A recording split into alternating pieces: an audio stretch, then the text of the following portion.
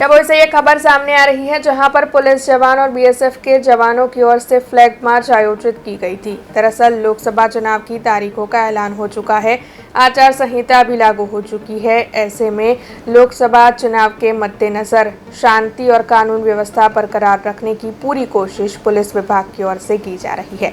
उसी के मद्देनजर डभोई पुलिस की ओर से बीएसएफ के जवानों के साथ कायावरोहन के कुंडेला, थुवावी और साथ ही डभोई नगर के संवेदनशील इलाकों में फ्लैग मार्च की गई थी।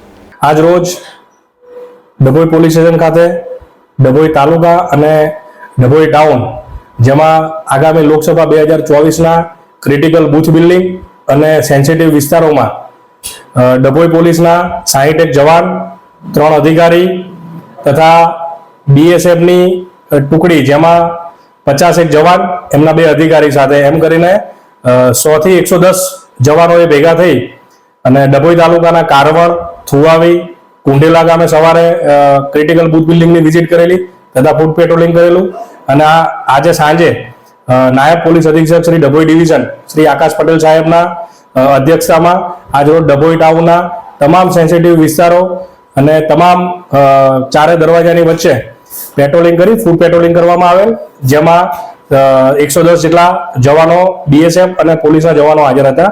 આ જે ફૂટ પેટ્રોલિંગ કરવામાં આવેલું તેનો મુખ્ય ઉદ્દેશ લોકસભાની 2024ની ચૂંટણી દરમિયાન કોઈ અનિચ્છનીય બનાવ ના બને અને તે સંદર્ભે સેન્સિટિવ તમામ જગ્યાઓ સોસાયટીઓનું ફૂટ પેટ્રોલિંગ કરવામાં આવેલ છે। अब खबरों से लगातार अपडेट रहना हुआ आसान।